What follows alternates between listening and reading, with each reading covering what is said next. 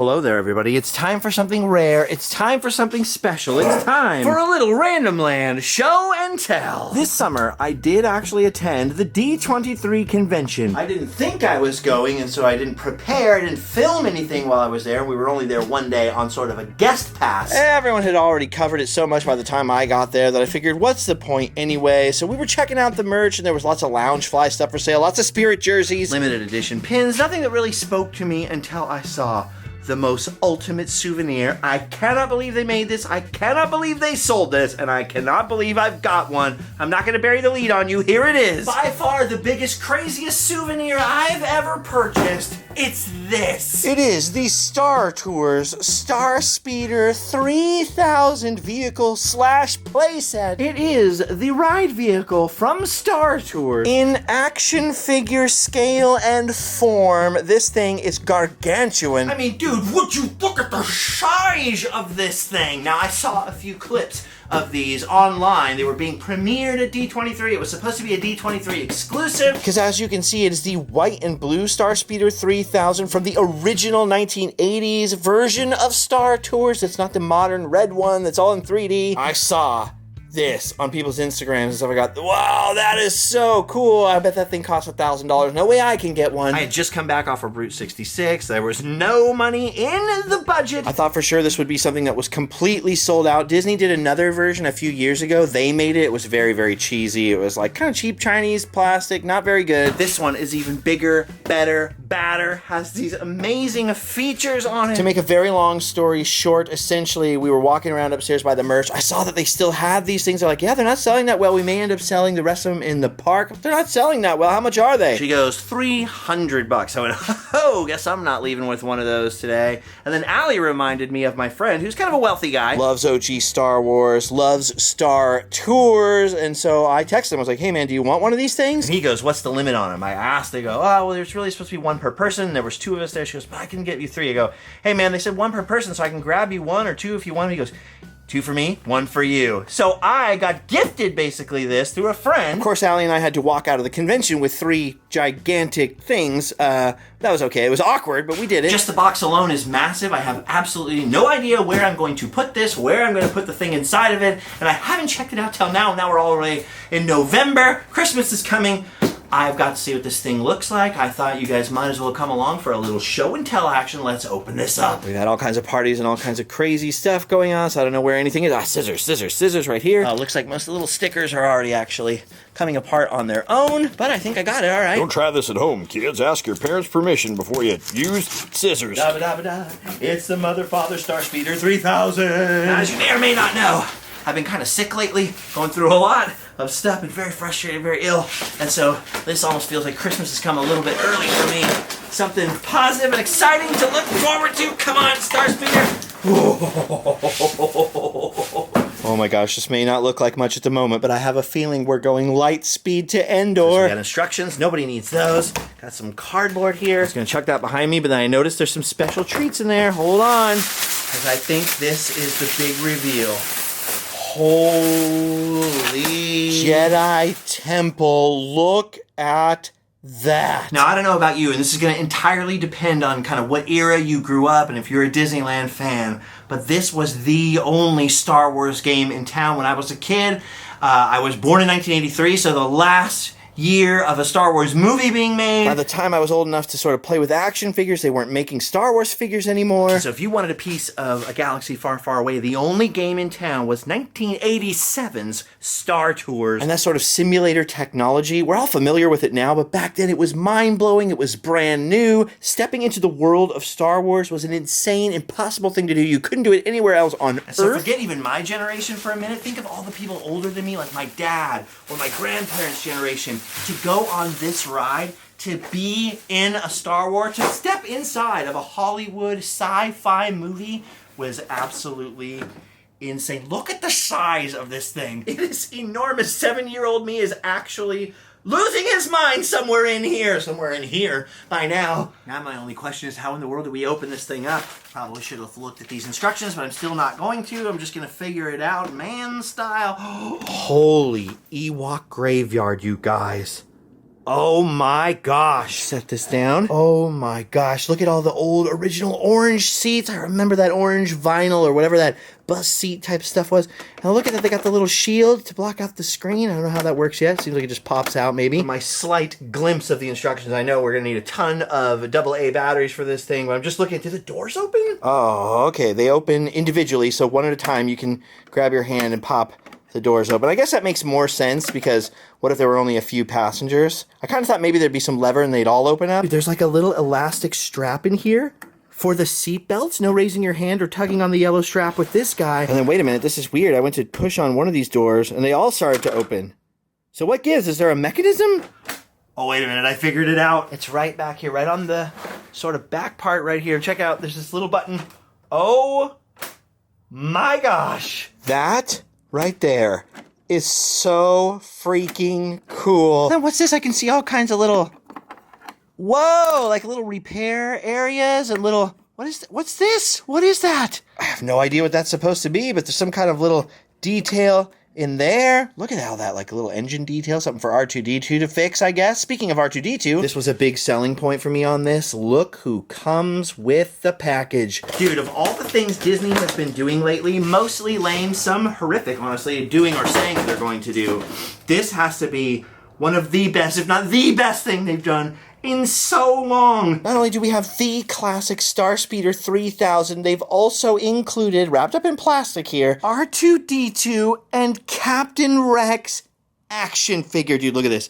His little visor opens up. Hey, it's my first time too! Dude, the original Captain Rex was voiced by none other than Paul Rubens, aka Pee Wee Herman. You've got the official little R2-D2 figure right here. He's got all these arms, they all move around. This is all I wanted, Kenner, Hasbro, Lucasfilm, Disney, whoever was in charge of not giving this to me for decades. Especially you, Disney. This is all we've been asking for. Classic fans want some classic merch, and this is the ultimate crossover between Lucasfilm, the original Star Wars trilogy, and freaking Disneyland. All right, so R2-D2, he just goes in there. Captain Rex goes down in here. And by the way, confirmed, this little blast shield just pops out right there. And then look at the screen behind him. We're going to need batteries for this, which means I'll probably need to look at these instructions because this thing has another feature that is so awesome. Nobody that loves Star Wars at D23 could stop talking about this, and I cannot wait to see if the buzz was accurate. But supposedly, if we get a metric ton of AA batteries for this thing, then yeah, fine, carefully and deliberately read the instructions. Still make no sense. And underneath these landing gear here, which I didn't even know were a part of this thing, there's one little screw right there. The instructions did not tell me where it was, but I found it on my own. And voila, look at that weird battery hole right there. You ever see anything like that? Individual battery slots. I'm not struggling so hard with such a stupid pack. Oh, there we go, there we go. Batteries everywhere, all right. Plus, minus. Yes, so simple, so easy. All right, well, as long as it works. Flip this thing over. Well, it's landing gear, which keep popping back inside. I don't really know how to make them stay. But that's okay, I'll figure that out later. And then if we stick R2-D2 back and Captain Rex back inside, we should be able to light some stuff up. Having a heck of a time finding the on switch for this thing. I found it right here, so now it should kind of be on. Let's see if something happens. Hi there. Oh, I see they're loading our navigator my R2-D2, and then we'll be on our gosh. way. So sit back, relax, and enjoy the flight.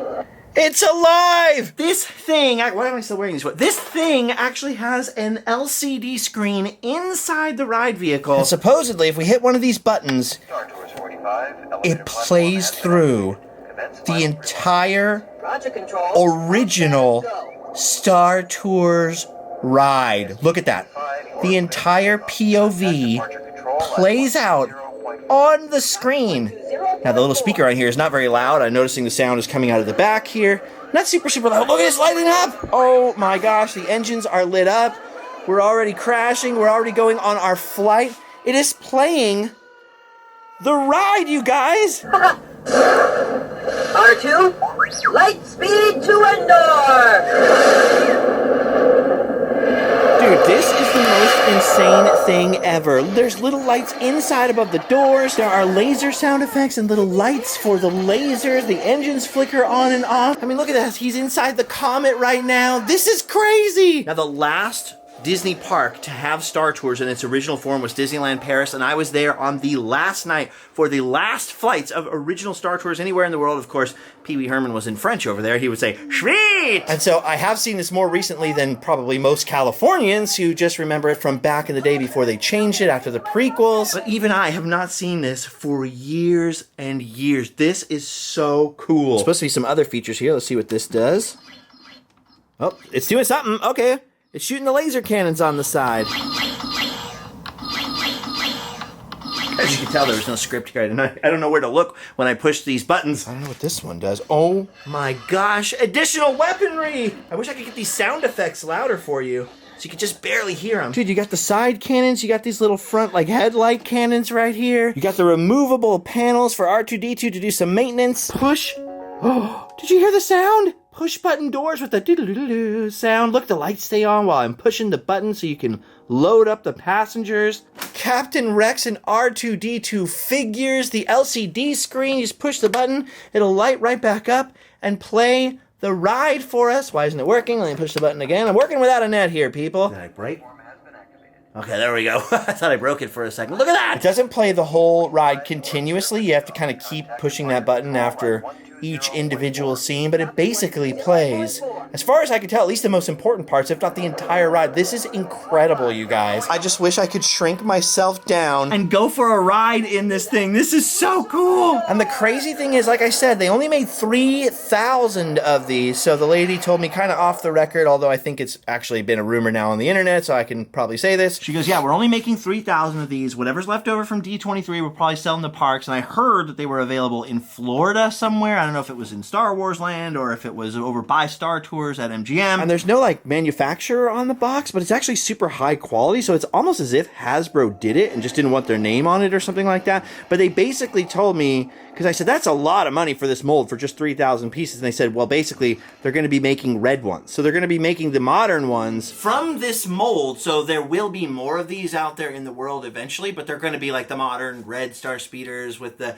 prequels and the sequel stuff, and which is fine. That's cool. But I am so stoked that I got the chance to grab one of these. And if you know anything about me, I've got a pretty big vintage Star Wars collection. It's all kind of loose out of the package, not high grade stuff. I acquired them like one piece at a time, one little figure at a time kind of a thing.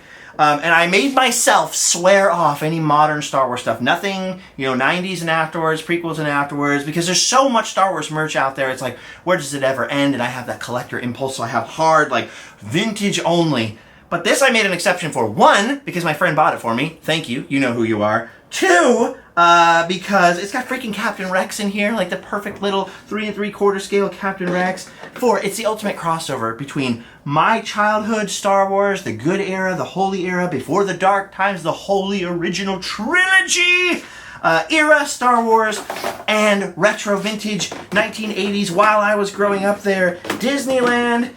I mean, this thing right here, guys, Lightspeed to freaking Endor. This is incredible. Now, Allie was asking me, even at the time, like, where are you going to put that thing? It's huge. And I was like, I don't know. I'll probably just come and I'll film it, and then maybe I'll get rid of it, or I'll put it somewhere. I'll ask my friend if he's cool with that. But now that I see it in real life, I sort of procrastinated on opening the box this whole time. I was like, what if it's awesome? If it's awesome, I'm going to want to keep it. I knew I was going to film it for you guys. I wanted to share this with everybody, because most people didn't even know this existed or got made or had a chance to see it unless you were kind of following D23 really closely, and the price was pretty high, astronomical. But now that I see it here out of the package and with all the weird little special features and light up features and stuff, I don't think I can ever get rid of this thing. By the way, the price is actually pretty fair, because I looked into making action figures. I don't know if you know this, but this is like the dream of my life, to have an actual action figure, articulated old school action figure. In fact, some people, including a rad guy named Jeremy, have sent me sort of like custom homemade ones, but I was talking about like not even 3D printed, I mean like injection molded plastic, right? And I looked into it, I called factories in China, and you have to make like tens of thousands of them for it to make sense financially. The dies to make the plastic cost like, $100,000 or whatever. So this is incredibly expensive to produce something like this. That's why I was like, how is there only going to be 3,000 of these? I was like, are they going to change the box art? She goes, no, we're going to change the color and the whole thing. So it'll be the same shape, the same molds, different stuff on the screen. I'm assuming different accessories with it in terms of no Captain Rex right there. So when I say I was put off by the price, I don't mean that it's an unfair price. I just mean that that's a high price, dude. That's not the common man's collectible price, right? I mean, not me anyways. I don't know about you. I don't know what you're working with, but definitely not for me. Don't get me wrong, and I'm going to pivot this while I'm talking to you here. I've spent $300. I'd spend $300 on something handmade or some art or something like that, or the craziest thing ever. But that's exactly what this is. This is the craziest thing ever, dude. This is my childhood in one playset. And I wasn't even thinking about this till now, but it's not just a crossover between the Disneyland of my childhood, which my grandparents and we actually lived right across the street from, essentially, when I was a kid. So it's very close to home. I mean, really close to the childhood. It's also a combination of old school Star Wars from my childhood and Pee Wee Herman, because the Paul Rubens connection, Pee Wee's Playhouse was a big deal to me in 1987, 88, 89, 90, you know? Still is, actually, I'm not gonna lie. I mean, you think about what was on Pee Wee's Playhouse, mid-century modern stuff, tiki stuff, wacky stuff, silly voices and stuff, and you realize, oh, that might have formed my whole personality, I'm not sure. Okay, so there's a way to release the seatbelts, the side guns, the little skis on the bottom, the landing gear, the LCD screen, lift panel for hidden compartments. We saw that stuff, a little engine detail, the on and off switch. I found that on my own. Oh, in the box, apparently, somewhere in here, there was also a stand. Is that it? Okay. There's also a stand in here. I didn't even notice. Maybe that's why the landing gear don't actually stay out. I don't know. This is the kind of thing that I would love to film. I would love to film stuff like this, but I don't normally want to buy it just to film it. And then what am I going to do with it? It might take forever to sell. But in this case, I'm glad this all worked out the way it worked out. Didn't cost me anything except for the trip out with my friend's giant Starspeeders, which I still have. I got to go deliver next week, which is going to be an ordeal. You'll see. And don't get me wrong, I was hoping it would turn out to be this awesome, but I didn't know for sure. So now that I see it in person, I'm like, oh, this is mine. I'm keeping this. I'm not getting rid of this, so that's why I'm not worried about the packaging. If you see me selling this, we're in some trouble. Well, we're in trouble anyways. Maybe I should, but I'm not going to for now. It's mine. You'll never get your filthy, stinking hands on it. Okay, this is a pain. Look at, they got this horrible sticker on here that is all stuck over the logo. I don't have Allie here, and I don't have any nails, so all right. I'm trying to do the best I can because I think the holes we need are down in here, but that's kind of a bummer. They wrapped it up in tissue paper and put it in this box and like protected it for what? You ruined it with your own sticker. I did all that and there weren't even holes under it. I don't know what I did all that for, but there you go. I got it. It's all right. In this other box for the clear plastic things for the base. Look what was in here. I did not know this was a thing. It's freaking RX-24. It is freaking Captain Rex. They did another version of the figure in. See, look, no Hasbro logo or anything. Just says Star Wars. In its own kind of bubble. Limited edition of 3,000. Okay, see? Gotta put that back in its box and hold on to that. That is sick. I didn't even know that was in there. Well, it is my first flight. Hey! I finally found the support pieces I was looking for. They're clear. I couldn't see. They were invisible. I couldn't see them. It's not my fault. I'm not stupid. I'm just blind a little. Okay, I'm a little stupid. This is actually taking me longer than any other part of this show and tell situation here. It's getting this stinking. I don't want to break it. There we go. Oh, there we go. Hey, there we go. Okay. I finally put this together. I hope. I was feeling like a genius, and then I realized I snapped that on and I can't unsnap it, and there's all this sticker in here. So I probably shouldn't be trusted to do these things on my own. But there you go. It is what it is. Now, if I can perfectly line up these holes, sort of. I think, hey! You guys, I don't want to show off, but I think I did it. Look at that! Oh my gosh, I think I did it. And as I was looking at those instructions to figure out the base thing, it said you can actually power this by USB, so apparently there's some USB-C slot that you can actually plug this thing in and power it that way if you don't have any batteries. I wish I had known that before I went and searched for them. But there it is in all its glory. The Starspeeder 3000 from the original Star Tours with all the details, all the electronic features. Let me actually measure this thing for you. It is exactly 24 inches, so 2 feet long, and it's what? 8 inches, yeah, a little over 8 inches wide, probably a little wider in the back. That's okay. It happens as you get older, and this is an older ride. Like I said, I wanted to show you this for a long time, but the reason it's getting pulled out now is I was comparing the 3 boxes and finding out which one was the worst one, which is for me, and then taking the other 2 to my friend who paid for them, and that will not be in town. That will be far, far out of town, so not the next time, but probably the next time after that you see me and Allie. We will not be here in the United States. We will be somewhere else, delivering a couple of these bad boys that right now are taking up quite a bit of real estate in the living room. Dude, but there you have it, you guys. The Starspeeder 3000. Look at the little details in the ceiling. They even have those little air vents, and there are stickers somewhere in the packaging that I was tossing around to put little decals on there, and the little exit decals. I better find those. But basically, this is it with all the sound effects, the lights. Look at this. It's so hard to show you, but there's even the little thing they check to see if your seatbelts are buckled right there. The classic orange seats. But best of all, you can actually watch the old original ride just the way we did back in the day. And I believe, let me confirm, that if you turn this off, it's quiet. But Captain Rex even says his spiel from the end of the ride. It was my first flight, and I'm still getting used to my programming. Hey! Dude, I'm a big toy fan. I have a large collection of old Batman toys. You guys have seen those episodes. I got a large collection of old vintage 1970s and 80s Star Wars toys. I don't keep them all, but I like to collect them. And then sometimes we sell them through our antique store booth or something like that, or I'll trade them for other stuff. Because the object is not to own all the toys. The object is to get to play with all of them. And this might be the coolest thing I've ever gotten to play with. Yes, it was pricey. It's probably going to get even crazier pricey on eBay, and every day I'm going to be looking at it, getting sick to my stomach that I'm not selling it. I just think this is one of the coolest things I have ever seen. Coolest play sets or vehicles of any kind, because you could load that thing up with all kinds of figures, and now they make so many different kinds. You got retro figures, you got new figures, you got Mandalorian figures. Throw some Ewoks in there. Heck, throw a little Mickey Mouse figurine in there. Do whatever you want. I mean, that is one sweet piece of merch right there. Anyway, I guess I sort of have to half apologize because I don't normally make any sort of unboxing video or anything like that. I very rarely have ever done this. Randomland show and tell. Let me know in the comments if you'd like to see more things like this. Don't worry, we'll be back to our regular adventure soon. This was just too awesome, too epic not to share. I'm done now, though. I've done my duty. I'm going to go home and sleep well. We can't end an episode with this thing like that. We have to end it by saying, lightspeed to Endor! And one last thing, I actually missed a whole other box. So there is a USB-C cable of some kind in here. There's some little accessory for Rex to stand on. And there's the decals right there. So there was another box. So actually be careful how you open this and probably read the instructions before you go to town. Okay, go home and sleep well. And hey, may the Force be with you.